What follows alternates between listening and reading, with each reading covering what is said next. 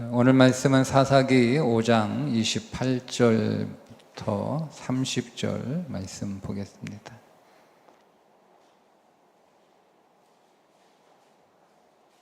다 함께 읽습니다. 시스라의 어머니가 창문을 통하여 바라보며 창살을 통하여 부르짖기를 그의 병거가 어찌하여 더디오는가, 그의 병거들의 걸음이 어찌하여 늦어지는가 하매 그의 지혜로운 시녀들이 대답하였겠고 그도 스스로 대답하기를 그들이 어찌 노략물을 얻지 못하였으랴, 그것을 나누지 못하였으랴. 사람마다 한두 처녀를 얻었으리로다. 시스라는 채색옷을 노략하였으리니 그것은 수놓은 채색옷이리로다. 곧 양쪽에 수놓은 채색옷이리니 노략한 자의 목에 꿈이리로다 하였느니라. 아멘. 자, 오늘 말씀은 사사 드보라와 바락이 활약하던 때에 가나안을 오랫동안 통치하였던 하솔 왕의 군대 장관인 시스라의 어머니가 전쟁에 나간 그의 아들이 왜 이렇게 안 돌아올까?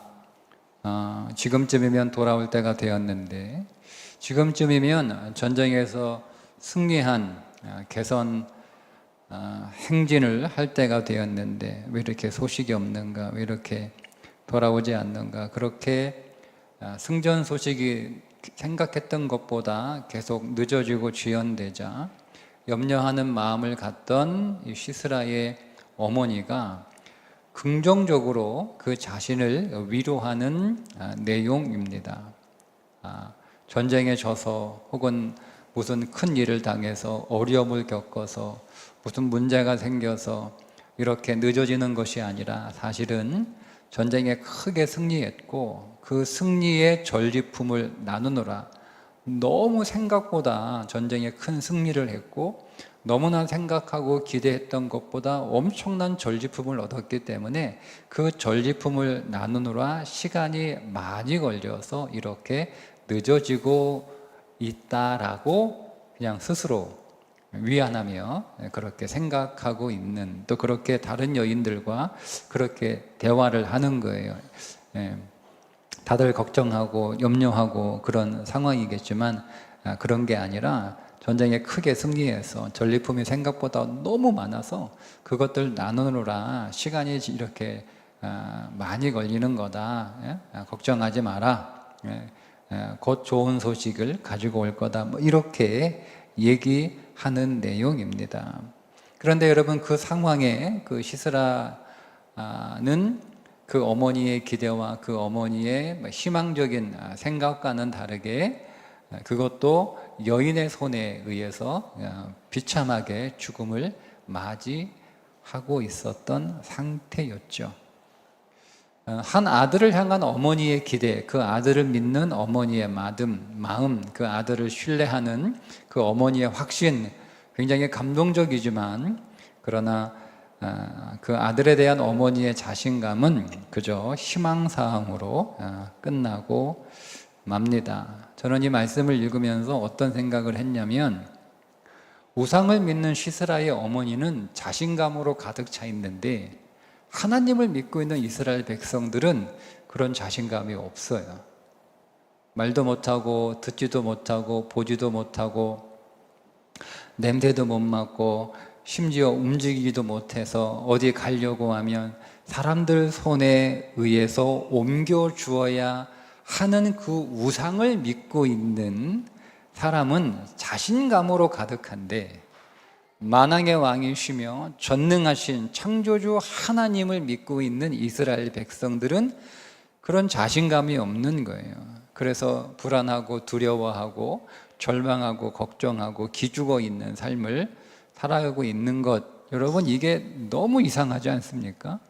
예수 믿지 않는 사람들은 자신감으로 충천해요. 여러분 주위에 예수 안 믿는 여러분의 이웃들이나 여러분의 동료들이나 뭐 여러분의 친인척들은 여러분, 그들이 예수를 믿지 않기 때문에 늘 기죽어 있고 늘 풀이 죽어 있고 늘 염려하고 늘 두려워하는 사람들만 있는 건 아니잖아요. 예수를 믿지 않음에도 불구하고 자신감과 용기와 확신을 가지고 살아가는 사람들이 사실 세상에는 꽤 있습니다. 그런데 오늘 예수 믿는 오늘 우리들은 예수 믿지 않는 사람들보다 더 확신을 가지고 더 소망을 가지고 더 자신감을 가지고 살아가야 됨에도 불구하고 예수 믿지 않는 사람들보다 더 불안하고 더 염려하고 더 두려워하고 더 절망하고 더 의기소침하고 더 연약한 모습으로 살아가고 있는 것이 이게 이상한 거죠. 우리가 이상하지 않을까요, 여러분? 예수 믿고 있다라고 혹시 우리를 알고 있는 사람들이 저 사람 교회 다니는 사람, 저 예수 믿는 사람, 그것도 교회 열심히 다니는 사람이라고 알고 있는 우리 주변에 누군가가 내가 그 사람들보다 더 염려하고 더 걱정하고 더 떨고 더 두려워하고 있는 모습을 보면 여러분, 그 사람들이 어떤 생각을 할까? 나는 하나님도 안 믿고 나는 신도 안 믿고 있는데 나는 자신감이 있고 확신이 있고 용기가 있고 담대하고 그렇게 살고 있는데 예수 믿는다, 교회 다닌다고 저 사람은, 저 친구는 왜 저렇게 떨고 있을까라고 하면 이상할 거예요. 많이. 네, 여러분, 오히려 그 반대가 돼야 되잖아요.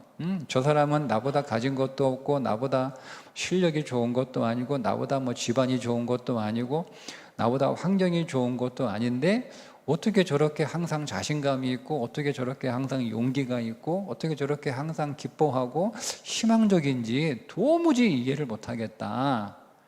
하나 나하고 다른 게 있다면 저 사람은 교회 다니는 사람이고 나는 교회 안 다니는 사람이고 저 사람은 예수 믿는 사람이고 나는 안 믿는 사람인데 저 사람이 교회 다녀서 예수 믿는 사람이라서 그런가 보다, 이렇게 돼야 되는 게 정상 아닌가요? 정상 아닌가요, 여러분? 네. 근데 이런 비정상적인 상황이 사사시대의 삶이었다는 거죠. 그들이 그런 삶을 살고 있었어요. 우상을 믿는 사람들이 비록 근거가 없지만, 근거가 없잖아요. 무슨 근거로 이렇게 시스라의 어머니가 이렇게 자신감이 가득합니까? 우상을 숭배하는 사람들이 비록 근거 없는 자신감을 가지고 살아가고 있지만 어쨌든 자신감을 가지고 살아가고 있는 거예요. 근데 반면에 오늘 하나님을 믿는 백성들은 그런 자신감조차도 없는 거죠. 그들은 삶의 근거가 분명한데, 하나님이라고 하는 분명한 삶의 근거가 있음에도 불구하고 그 인생이 그 믿음이라고 하는 터전 위에 세워져 있지 않기 때문에 하나님을 믿으면서도 믿음 없는, 하나님을 믿으면서도 두려워하는, 그러고 보니 이상하네요. 성경에 하나님이 두려워하지 말라, 염려하지 말라는 말을 엄청 많이 하시잖아요. 그게 지금 생각해 보니 문득 이상한데요? 하나님을 믿는 백성들에게 하나님을 염려하지 마, 근심하지 마, 두려워하지 마, 이렇게 말씀하신 거니까. 그러면 여러분, 결국 우리가 하나님을 믿고 있다라고 말하지만 정말 우리가 하나님을 믿고 있습니까? 정말 내가 믿고 있는 하나님이, 정말 내가 의지할 하나님, 내가 붙들 하나님, 나를 지켜줄 하나님, 나를 보호해줄 하나님으로 오늘 우리가 정말 믿고 있는 걸까? 뭐 이런 생각이 문득 듭니다. 그렇다고 해서 믿지 않는 사람들처럼 오늘 우리가 그저 그냥 어떤 막연한 기대를 가지고 막연히, 근거가 없어요. 막연히 잘 될 거야, 막연히 좋아질 거야, 뭐 이런 확신을 갖자는 건 아니에요. 우리가 그냥 모든 것을 긍정적으로 생각하는 그런 삶을 살아가자, 지금 그 얘기를 하고 있는 게 아니에요. 그건 근거가 없는 거죠. 우리가 믿되 이 믿음의 근거가 분명해야 되는 거예요. 우리가 자신감이 있고 확신이 있고 우리 안에 어떤 믿음이 있다 할지라도 그 믿음의 근거가 없으면 사실 그거는 믿음이라고 말할 수가 없어요. 그럼 오늘 내가 믿는 믿음의 근거, 내가 확신하는 믿음의 근거, 내가 두려워하지 않는 그 근거가 무엇일까? 그걸 우리가 오늘 함께 말씀 안에서 찾아보고 오늘 그 근거 위에서 우리가 다시 하나님 앞에 믿음으로 담대히 나아가는 여러분 될 수 있기를 주님의 이름으로 축복합니다. 제가 종종 가끔 그게 저의 연약함이기도 하고 저의 믿음이 아직 그 정도 강하지 않기 때문에 그런 것 같기도 해요. 어느 날 문득, 이유는 모르겠어요. 어느 날 문득 제 마음 안에 어떤 생각이 진짜 가끔 들어오냐면, 이렇게 저녁에, 특별히 저녁 때쯤 이렇게 불을 끄고 누워 있거나 잠을 청하거나 그럴 때 문득 제게 들어오는 생각이 뭐냐면, 너 혼자 하나님 좋아하는 거 아니야? 이런 생각이 들어요. 너 혼자 하나님 좋아하는 거 아니야? 너 혼자 하나님 믿고 있는 거 아니야? 하나님은 전혀 생각이 없는데, 하나님은 나한테 관심이 없는데 그냥 나 혼자 하나님 매달리고 있는 거 아닌가? 그러니까 쉽게 얘기하면 그냥 내가 나 혼자 하나님 짝사랑하고 있는 거 아닌가? 이런 생각이 들 때가 있어요. 여러분 그런 생각 혹시 없으셨어요? 하나님은 별로 나한테 관심이 없는데 나만 그냥 막 하나님한테 매달리고 있는 것 같고, 그냥 나 혼자 하나님 좋아하는 것 같고, 그냥 나 혼자 하나님한테 기대하는 것 같고, 하나님 나한테 별로 뭐 줄 생각도 없는데 나 혼자 그냥 하나님한테 뭐 바라고 있는 것 같고, 그런 생각이 문득 들어와요. 그러다가 이제 진짜 그러면 어떻게 되는 거죠? 진짜 나 혼자 하나님 좋아하는 거면 어떻게 해요? 나 혼자 짝사랑하는 거면 여러분 어떻게 되는 거예요? 여러분 짝사랑 해보셨어요? 나 혼자 짝사랑하는 거면 어쩌지? 나 혼자 그냥 하나님 막 이렇게 매달리고 있는 거라면 어떻게 되는 건가라고 하는 생각이 문득 들었어요. 그러다가 든 생각이 뭐냐면, 내가 하나님을 짝사랑하고 있는 게 아니라 어쩌면, 분명하게 오히려 더 하나님이 짝사랑하고 계신 것은 아닐까라는 생각이 들었어요. 내가 하나님 짝사랑하는 게 아니라 사실은 하나님이 나를 짝사랑하고 있는 것이 아닐까. 그러면서 성경의 여러 가지 몇 구절들이 싹 지나가는데 진짜 하나님이 짝사랑하고 계셨더라고요. 진짜 하나님이 짝사랑하고 계셨다라고 하는 사실이 제 머릿속에서 성경의 몇 구절이 확 이렇게 지나갔어요. 그게 어떤 구절이냐면, 하나님의 광야에서 이스라엘 백성들을 짝사랑하셨던 건 아닐까. 그게 이제 어떤 구절이냐면 출애굽기 13장인데요. 그들이 숫곳을 떠나서 광야 끝 에담의 장막을 치니 여호와께서 그들 앞에서 가시며 낮에는 구름 기둥으로 그들의 길을 인도하시고 밤에는 불 기둥으로 그들을 비추사 낮이나 밤이나 진행하게 하시니 낮에는 구름 기둥 밤에는 불 기둥이 백성 앞에서 떠나지 아니하니라.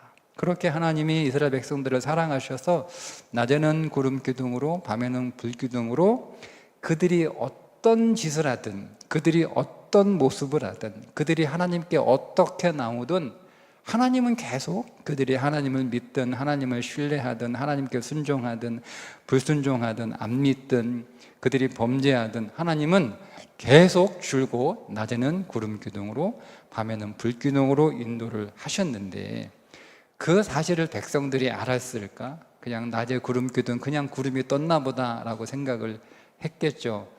우리가 이렇게 하나님한테 하나님 막대하는데도 하나님은 계속 그렇게 오늘 우리를 끈질기게 사랑하시는구나 라는 생각을 과연 그들이 했을까? 우리가 우리의 인생의 광야길을 가고 있는데 우리는 인생이 뜨거우니까 짜증도 나고 성도 나고, 목마를 때 물도 있어야 되는데 물 없으니까 불평도 하고, 배고플 때 제때 밥을 먹어야 되는데 먹을 게 없으니까 막 짜증도 나고 화도 나는데, 사실은 우리가 알지 못하는 구름 기둥과 불 기둥으로 하나님이 항상 우리를 사랑으로 인도하고 계셨던 건데, 그걸 내가 그들처럼 모르고 있었던 것은 아닐까. 호세아서는요 더 엄청난 말씀이 기록되어 있어요. 호세아 11장 1절부터 4절 8절 여러분 우리 함께 읽어보겠습니다. 시작. 이스라엘이 어렸을 때에 내가 사랑하여 내 아들을 애굽에서 불러냈거늘 선지자들이 그들을 부를수록 그들은 점점 멀리하고 바알들에게 제사하며 아로새긴 우상 앞에서 분향하였느니라. 그러나 내가 에브라임에게 걸음을 가르치고 내 팔로 안았음에도 내가 그들을 고치는 줄을 그들은 알지 못하였도다. 내가 사람의 줄 곧 사랑의 줄로 그들을 이끌었고 그들에 대하여 그 몽에서 멍에를 벗기는 자같이 되었으며 그들 앞에 먹을 것을 두었노라. 에브라임이여 내가 어찌 너를 놓겠느냐? 이스라엘이여 내가 어찌 너를 버리겠느냐?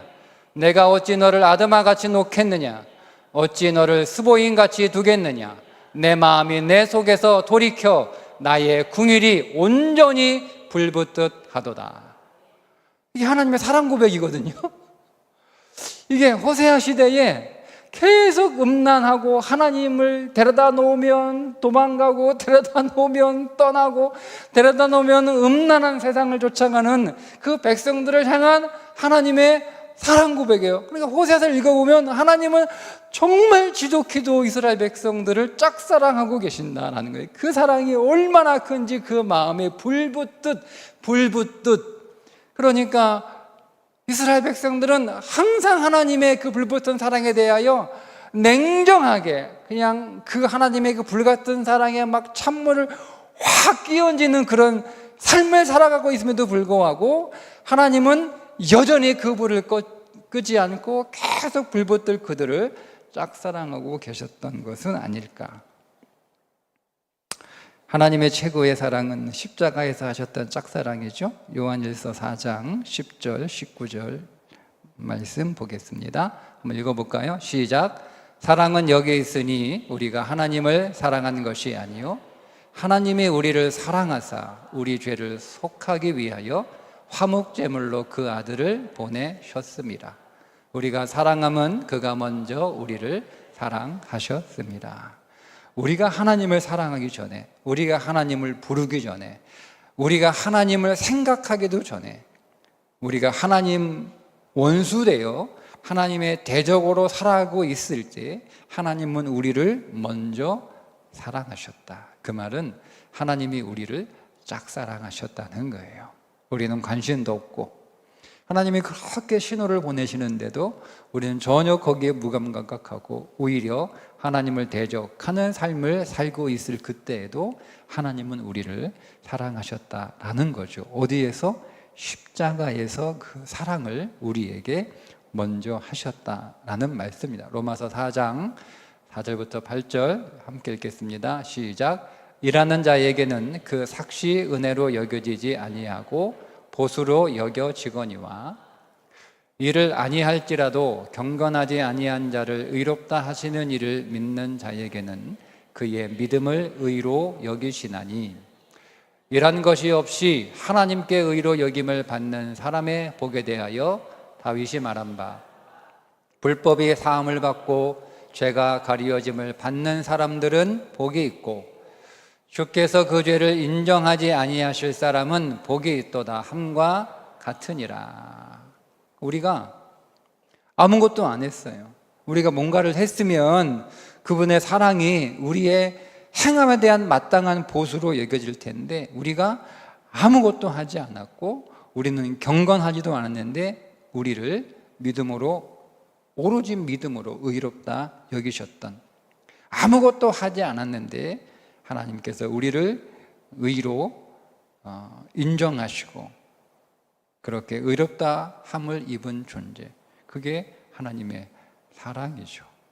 그러니까 하나님이 우리를 짝사랑하고 계셨던 거예요.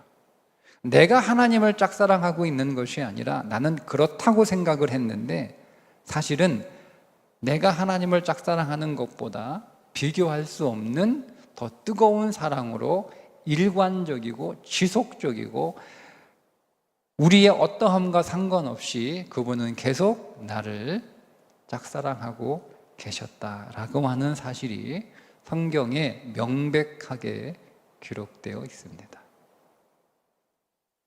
하나님께서 그 말씀을 통하여 우리에게 말씀하시는 거예요. 내가 너를 짝사랑했다는 거죠. 네가 나를 알지 못할 때, 네가 나를 찾지 않을 때, 네가 나를 대적할 때에도 나는 너를 짝사랑했다라고 말씀하시는 거예요.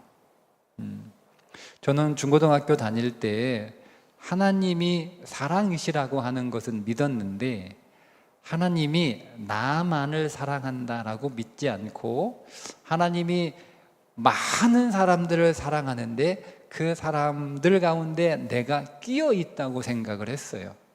네, 제가 이제 대전의 백운교회 출신인데 백운교회 우리 청소년들 그때는 중고등부라고 했는데 중고등부 사람들을 하나님이 다 사랑하시는데 나는 그냥 거기에 끼어 있는 한 존재라고 생각을 해서 하나님의 사랑이다라고 하는 말을 무수히 많이 들었지만 그 하나님의 사랑이 나를 향한 사랑이라고는 그렇게 확신하지 못했어요. 저는 심지어 신학대학에 들어가서도 하나님이 정말 나를 사랑하실까? 나 혼자 그냥 그때도 그랬네. 나 혼자 그냥 하나님은 나한테 별로 관심도 없고 나를 부르지도 않는데 괜히 하나님은 나 목회하는 거 뭐 별로 관심도 없으신데 내가 그냥 혼자 목회하겠다고 막 손들고 막 이렇게 난리 부르스 친 거 아닌가? 뭐 이렇게 그렇게 했다는 생각이 입학하자마자 들었어. 입학하자마자 좀 빨리 들었으면 안 갔을 텐데 입학하자마자 그 생각이 들어가지고 제가 한 학기를 엄청 갈등했어요. 예, 방황도 많이 하고 일단은 들어왔는데 나가야 되나 계속 다녀야 되나 이런 식으로 계속 다니면 내가 종교 사기꾼 될 텐데 사기꾼이잖아요. 내가 믿지 않는 하나님을 사람들에게 믿으라고 말하니 그게 사기꾼 아니에요? 내가 확신하지 않는데 내가 그 하나님의 사랑을 내가 경험하고 느끼지 못하는데 사람들한테 하나님은 사랑이시래요. 그게 사기꾼이지 뭐예요? 예. 그런 생각. 그래서 이거 그만둬야 되나? 그러면 빨리 결정을 해야 되는데 그래서 일단 한 학기는 한번 다녀보자. 뭐 어차피 등록금은 냈으니까 아깝잖아요. 등록금 내서 한 학기는 다녀보자. 네. 그렇게 이제 해도 해결이 안 됐어요. 해결이 안 됐어요. 뭐 금식도 하고 뭐 책에서 뭐 찾아보려고 뭐 도서관 가서 책 뒤져보기도 하고 제 나름대로는 노력 많이 했거든요. 근데 해결이 안 됐어요. 그래서 결국 이제 이제 뭐 자퇴를 하든 뭐 해야겠다 싶어가지고 방학 때 집에 내려가서 어머니한테 마치 우리 아버지가 그때 일하시다가 떨어지셔가지고 크게 다치셨어요. 잘 됐다. 그러니까 아버지가 다친 건 잘 된 건 아니고 이제 구실 있잖아. 구실이 엄마 제가 돈 벌 테니까 학교 이제 그만둘게. 아버지 이제 병원 이렇게 누워 계시는데 누가 하나 더 돈 벌어야지. 내가 돈 쓸 수 없잖아. 근데 하다가 엄청 혼났어요. 그래가 제가 착한 아들이라 저는 부모님 말씀 잘 듣거든요. 그래서 계속 공부해라 그래가지고 그냥 2학기도 등록을 한 거예요. 네. 근데 더 이상 다닐 수가 없잖아요. 그 마음 가지고 어떻게 다닙니까? 그 마음 가지고 강의를 들을 수 없는데 1학기 때는 뭐 시험 들어가지도 않았어요. 성적표 1학년 1학기 완전히 끝내줍니다. 네. 타격을 너무 많이 받아가지고 그 후에 아무리 열심히 해도 이게 한계가 있어요. 근데 이 학기도 그런 거잖아요. 근데 그렇게 살 수 없었어요. 그렇게 공부를 할 수가 없었어요. 그래서 끌려간 자리가 기도의 자리예요. 나도 모르게. 그리고 거기서 하나님을 인격으로 만나요. 인격으로 만나요. 그리고 제 안에 하나님이 나만을 사랑하신다는 사실을 명확하게 경험합니다. 하나님이 이게 어거스틴이 한 얘기더라고요. 나만 그렇잖아요. 어거스틴도 그런 경험을 했나 봐. 뭐라고 얘기했냐면 하나님이 나를 사랑하시되 이 세상이 사랑할 사람이 나 하나밖에 없는 듯 하나님이 나를 사랑하신다. 하나님의 여러분 한 사람 한 사람을 사랑하시는데 하나님의 여러분들을 어떻게 사랑하시냐면 이 세상에 하나님의 사랑할 사람이 하나도 없는 듯, 여러분 한 사람밖에 없는 듯 그렇게 하나님은 여러분들을 사랑하신다. 하나님의 사랑은 집단적 사랑이 아니라 하나님의 사랑은 개별적 사랑이다. 뭐 이렇게 멋있게, 저는 뭐 그렇게 멋있는 말은 그냥 일단은 너무 좋았어요. 너무 좋았어요. 네.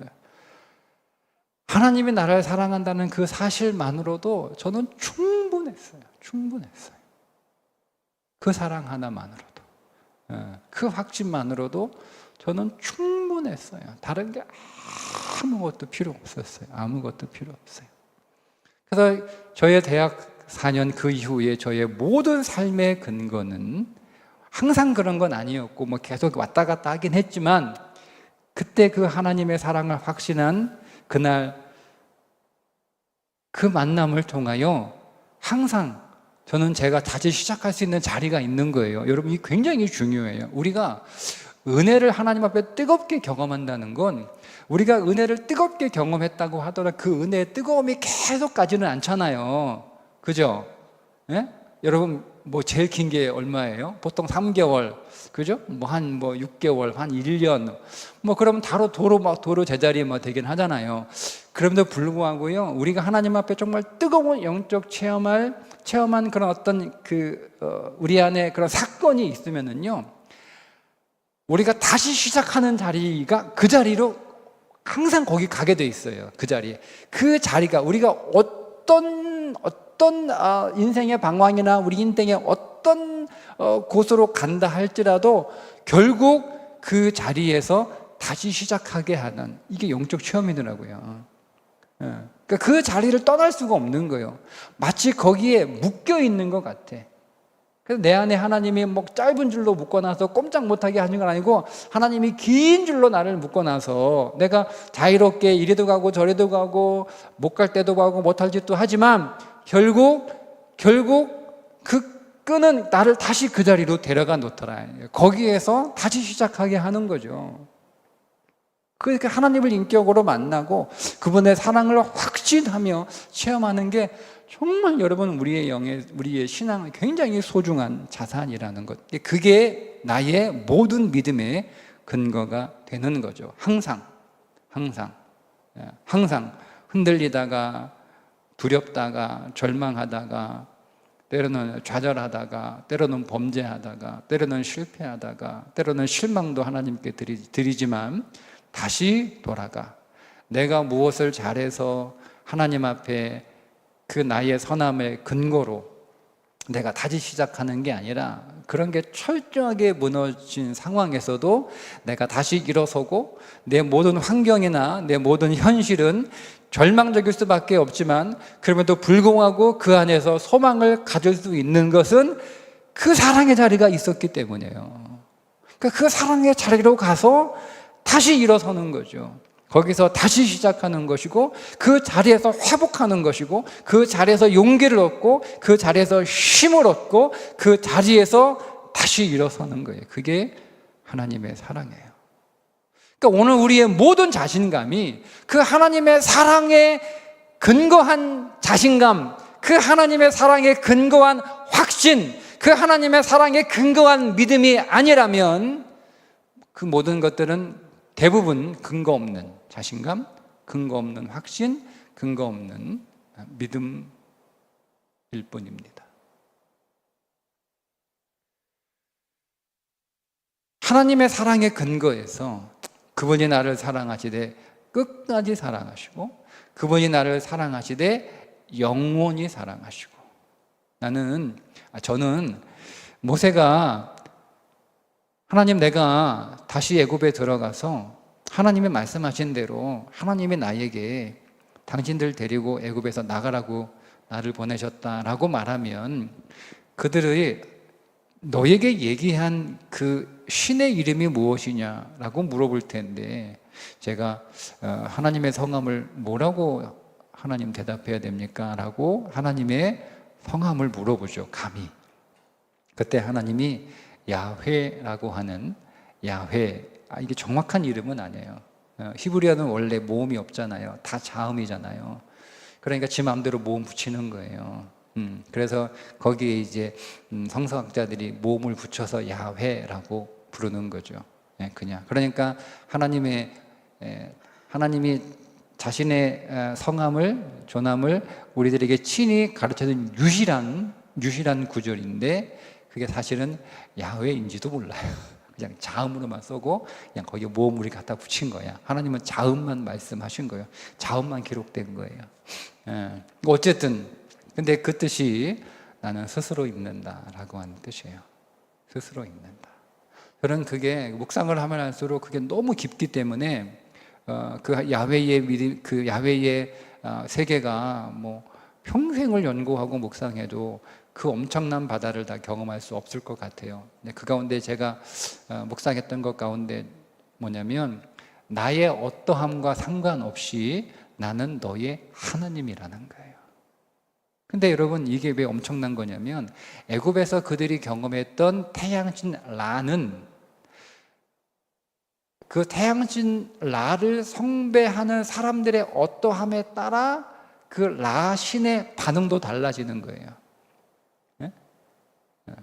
그러니까 모든 신들은요, 그러니까 그런, 제가 어릴 때 이제 저희 할머니에게 자주 들었던 이야기가 뭐냐면, 저희 이제 할머니는 교회를 다니시는 분이 아니고, 저희 어머니 아버지가 저 태어날 때 잠깐 시골에서 교회를 다니셨고, 대전으로 이사를 오시면서 이제 생계 때문에 교회를 다니지 않으셨다가 이제 제가 우리 옆집에 있는 그 모교회 전도사님 전도를 받아서 교회를 다니고, 그러면서 이제 우리 형제들이 교회를 다니면서 부모님도 교회를 같이 다니게 된 케이스거든요. 할머니는 돌아가시기 전까지 교회를 안 나가셨어요. 근데 예수를 믿으셨던 것 같아. 마지막에 좀 이렇게 들어보면 건강이 안 좋으셔서 교회를 못 다니시긴 했으나, 그러나 그 마음에 주님은 영접하지 않았나, 뭐 그때 뭐 저의 생각은 그런. 근데 어쨌든 할머니 초기에 뭐 오랫동안은 교회, 저희들이 교회 다니는 건 뭐 손녀 뭐 이렇게 교회 다니는 건 그렇게 반대 안 하셨는데, 아들이 교회 다니는 건 되게 못마땅해 하셨어요. 이유가 뭐겠어요? 제사를 안 드리니까. 우리 할머니는 매일 제삿날, 우리 제사 되게 많았거든요. 종손이라 모든 형제 제사는 다 가지고 왔으니까. 그러니까 이거 그렇게 뭐 1년에 거의 20번 가까이 제사를 드리던 집에서 제사를 하루아침에 끊어버리니까 우리 할머니는 너무 속상하고, 제사 날만 되면 할머니는 방에 들어가서 통곡하시는 거야. 그러면 더 자주 들었던 얘기가 뭐냐면, 조상신 잘못 섬긴다 이거죠. 그래서 우리가 화를 입는다는 거예요.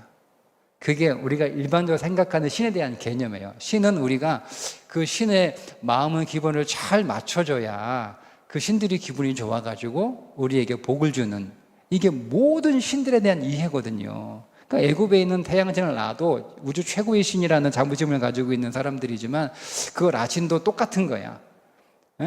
그 앞에서 제사 잘 드리면 기분 좋아가지고 잘해주고, 뭐 제사가 좀 성의가 없고 뭐 기분이 나쁘고 뭐 부족해 보이면 제사 기껏 드렸는데 제사 받아놓고 막 승질내고 뭐 이런, 그런 그 신화 속에서 하나님을 야훼라고 계시한 건 정말 충격적인 거예요. 너희들의 어떠함과 상관없이 나는 항상 너희들의 하나님이다. 너희들이 잘해도 너희들이 못해도, 너희들이 내 속을 긁어도, 너희들이 나를 기쁘게 해도, 너희들이 나를 실망시켜도, 너희들이 나를 만족해 해도 상관없이, 내가 내 속을 긁어도, 나를 열받게 해도, 너희들이 나를 실망시켜도, 나를 대적해도 나는 그럼에도 불구하고 너희들의 하나님이다. 여러분, 그러니까 그럼에도 불구하고 우리가 하나님을 믿는다는 건, 여러분, 사실 그럼에도 불구는 누가 먼저 하신 거냐면 하나님이 먼저 하신 거예요. 대단한 게 아니에요. 그럼에도 불구하고 하나님의 사랑을 우리가 받았거든요. 그러니까 그리하지 아니하실지라도는 하나님이 먼저 하요. 너희들이 그렇게 하지 않아도 내가 너희들과 했던 그 약속은, 그 사랑은 계속 영원히 그게 야훼라는 뜻이에요. 저는 그 야훼의 이름이 너무 감사한 거예요. 감사한 거예요.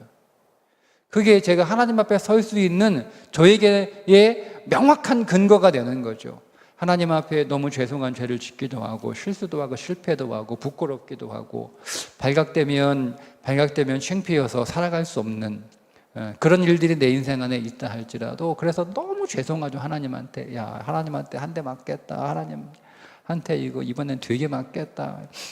하나님 가만두시겠나? 하나님도 참을 만큼 참으셨는데 하나님이 지금 참으시겠나? 뭐 이런에도 불구하고 하나님 앞에 갈 수 있는 근거가 그거예요. 야훼. 그럼에도 불구하고 나는 너의 하나님이라는 거예요. 그게 근거예요. 내가 뭘 잘해서가 아니에요. 내가 뭐 하나님의 뭔가를 좋은 거를 드려서 아니에요. 내가 그분이 기대하는 그 삶을 그분에게 드려서도 아니에요. 그분이 내게 기대하는 삶을 살기를 애를 쓰지만 그분에게 만족을 드리기보다는 실망을 더 많이 드렸던 삶인데 그럼에도 불구하고 내가 뻔뻔해서 하나님께 나아가는 게 아니라 하나님이 나에게 계시하셨던 그 이름의 말씀, 그것이 근거가 돼서 거기에 나가는 거예요. 그날 비참하고 초라하고 절망적인 아무것도 할 수 없는 나에게 심지어 하나님을 신뢰하지, 내가 뭐 하나님을 막 믿으려고 뭐 애를 썼거나 뭐 그렇게 했던 게 아니에요. 그냥 하나님 계속 의심하고 그 의심 안에서 절망하고 화도 내고 막 이렇게 성질도 부렸던 내 삶을 막 스스로 망가뜨리고 있었던 그때에 나도 모르게 끌려갔던 그 자리에서 그분이 찾아오셨다니까요. 뭐 하나님 뭐 살려달라고 뭐 그렇게 하나님 막 오랫동안 막 그렇게 해서 그날 찾아오신 게 아니고 그 사랑의 근거에서 다시 일어서는 거예요. 그 사랑의 근거에서 기도할 수 있는 거고 그 사랑의 근거에서 제가 목회할 수 있는 거예요. 그 사랑의 근거에서. 그게 사랑이에요. 그게 사랑이에요. 그러니까 그 사랑이 확신하면 확신할수록 내가 하나님 앞에 나아가는 것이 조금 편해지는 거죠. 그리고 이게 좀 자연스러워지는 거. 뭔가 꼭 하나님한테 뭔가를 해달라고 요구할 것이 없다 할지라도 하나님 부를 수 있고 하나님 찾을 수 있고 왜 왔어? 왜 왔어? 그냥요. 그냥 하나님 너 뭐 필요해서 나 불러? 아니요, 필요한 거 없는데 그냥 하나님 불러보고 싶어서 하나님 불러봤어요. 너 왜 나 찾는데 뭐 이번에 무슨 문제야? 아니, 별 문제 없어요. 근데 그냥 하나님 보고 싶어서 하나님 만나고 싶어서 그냥 한번 왔어요. 네, 제 방에 아이들이 곰젤리 뭐 아이스크림 이런 거 그 받으러 오잖아요. 그죠? 네, 저는 애들이 너무 이쁘고 좋아서 근데 어느 날 한 아이가 제 방에 들어왔어요. 예배 준비하고 있는데 그래서 왔어. 야, 뭐 먹을래? 곰젤리 먹을래? 아이스크림 먹을래? 뭐 먹을래? 아무것도 안 먹는데 왜? 그러니까 자기가 배탈이 나가지고 아무것도 못 먹는다는 거예요. 근데 저 보러 들어온 거예요. 교회 왔으니까 목사님은 인사하려고 목사님 얼굴 보여주려고 제 방에 들어온 거예요. 같이 들어온 친구는 막 뭐 젤리 먹고 막 아이스크림 막 꺼내 먹고 막 이렇게 하는데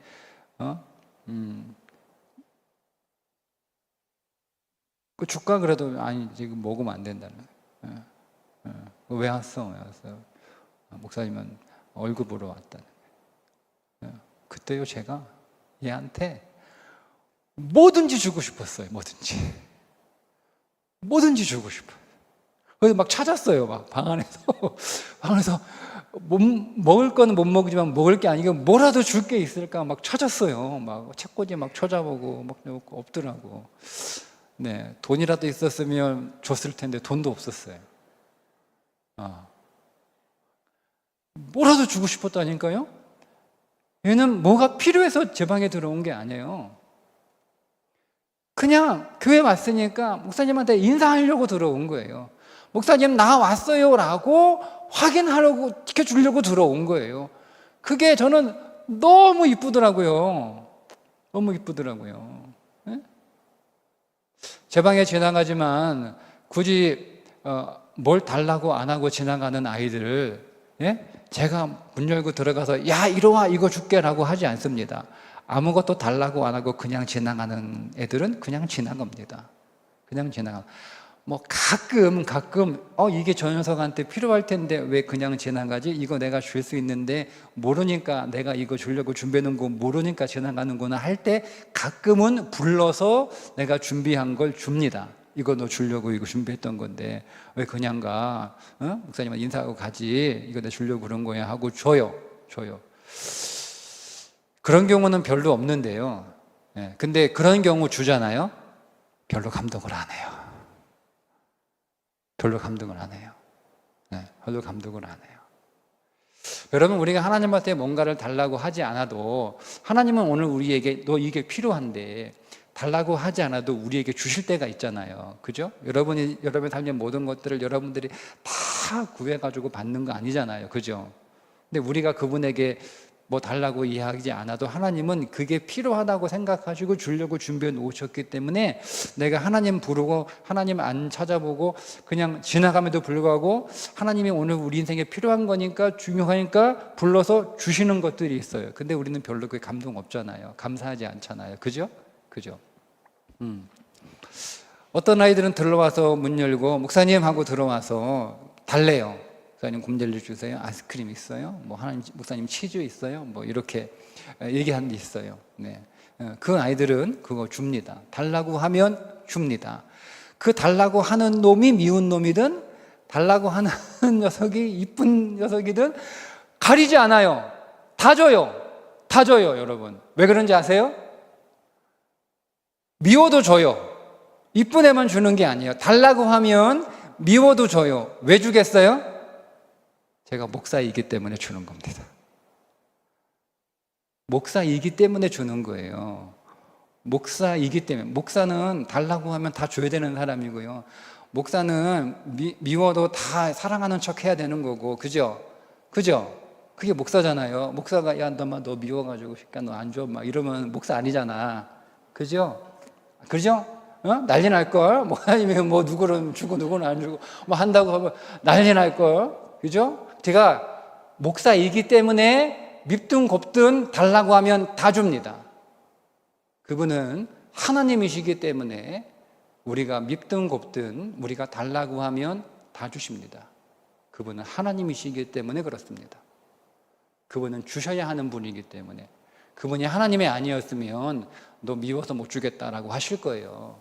그분은 사랑이시기 때문에. 그게 하나님이시잖아요. 그분은 하나님이시기 때문에. 그분은 사랑이시기 때문에. 그는 인자이시기 때문에. 그분은 긍휼이시기 때문에. 그게 그분의 속성이잖아요. 그러니까 달라고 하면 하나님은 내가 미워도 주셔야 돼요. 안 주면 하나님이 아니야. 제가 그걸 알았어요. 제가 주면서 내가 목사니까 미워도 줘야 되는구나.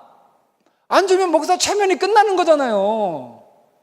그래서 준단 말이에요. 돌 주는 게 아니에요. 똑같이 줘요. 달라고 하는 사람들은 똑같이 줘요. 제가 미운 사람은 내가 뭐 반으로 잘라서 주거나 뭐 그렇게 안 한단 말이에요. 똑같이 달라고 하면 준단 말이에요. 똑같이. 내가 목사 체면이기 때문에 목사이니까 내가 다 줘야 되는 것처럼 하나님도 우리가 달라고 하면 내가 밉든 곱든 하나님은 다 주셔야 되는 분이구나를 제가 알았어요. 그러니 달라고 하세요, 여러분. 하나님은 달라고 하면 주셔야 되는 분이야. 밉든 곱든 하나님은 안 달라고 그냥 가면 안 주신다니까요. 달라고 하면 하나님은 달라고 하면 꼭 주셔야 되는 분이에요. 그게 하나님이에요. 그렇게 하나님인 거예요. 그런데 말씀드린 것처럼 뭐 굳이 필요 없어요. 근데 와서 그냥 목사님 저 왔어요. 제 방에 들어오는 거예요. 그냥 들어온 거예요. 얼굴 보여주러 들어온 거예요. 인사하러 들어온 거예요. 그러니까 뭘 줄까 찾더라니까요. 제가 뭐 주고 싶은데 찾는 거예요. 그리고 제가 그러면서 아내가 그냥 이 하나님 마음이 이런 마음이겠지? 하나님, 우리가 하나님 하고 불렀는데 왜? 아니요, 그냥 불러봤어요.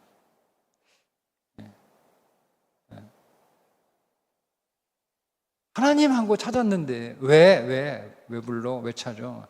아니요, 그냥 하나님 보고 싶어서, 하나님 생각나서, 하나님 좋아서 그냥 불러봤어요. 찾아봤어요.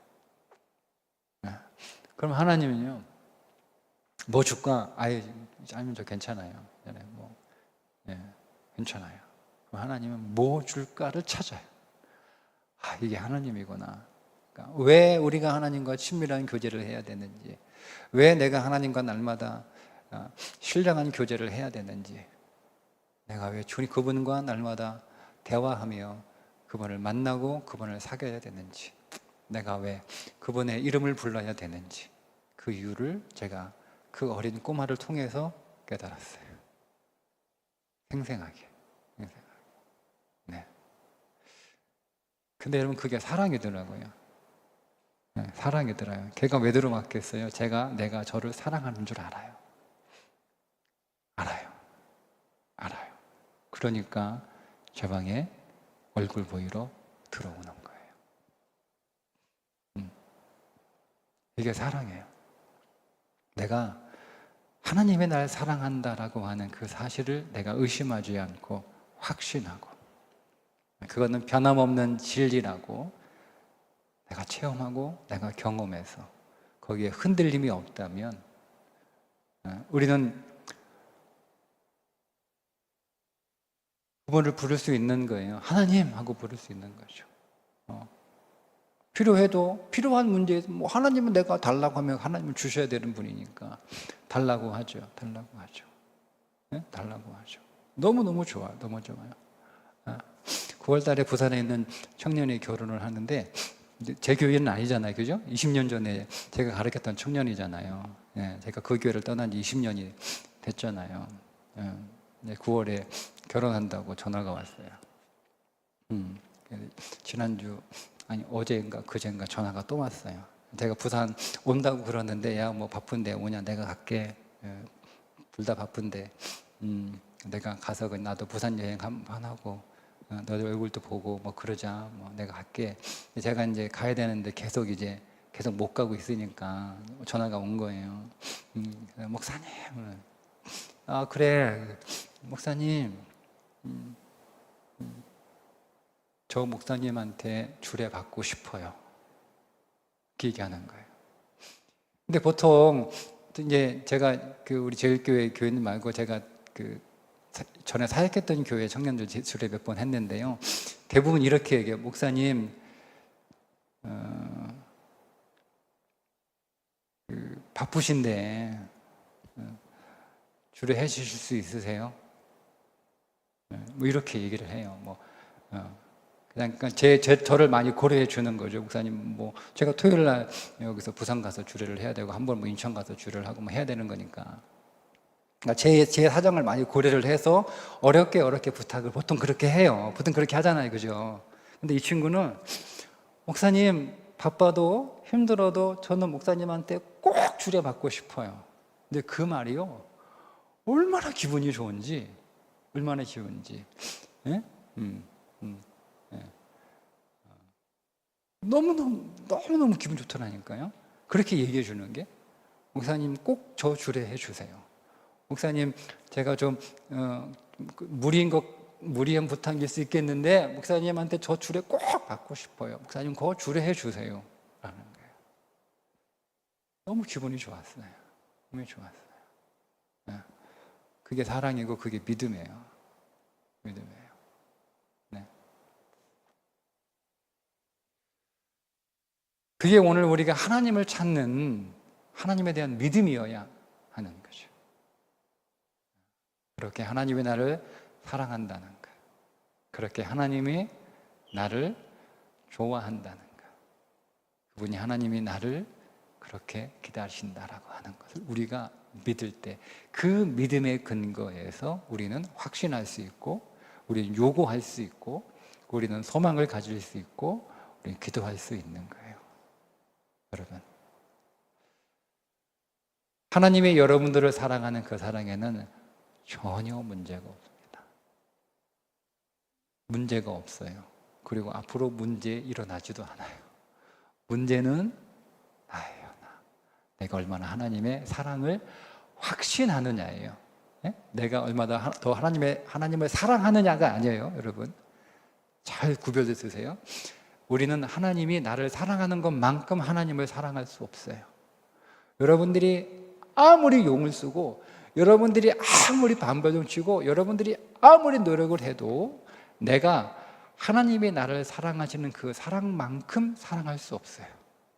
그러니 내가 하나님한테 어떤 사랑을 많이 드린다고 해서 그분의 사랑이 나에게서 달라지는 일도 없고, 내가 하나님을 사랑하는 일에 소홀한다고 해서 나를 사랑하는 그 하나님의 사랑이 변하지 않아요.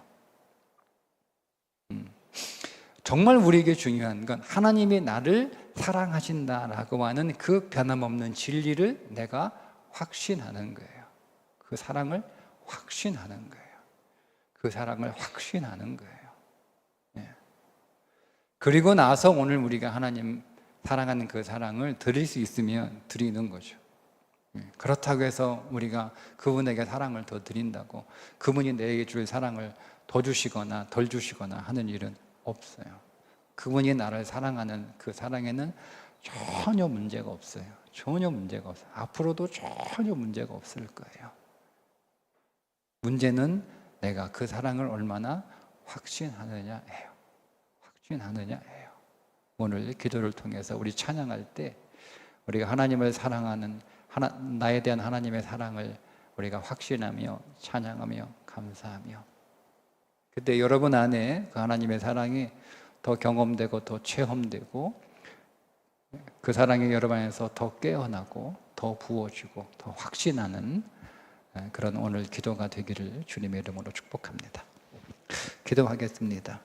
하나님이 나를 사랑하시는데 우리는 그 사랑이 얼마나 큰지, 그 사랑이 얼마나 강력한지, 그 사랑이 얼마나 영원한지 다 알지 못하지만 하나님, 우리는 그 사랑 위에 서기를 원합니다.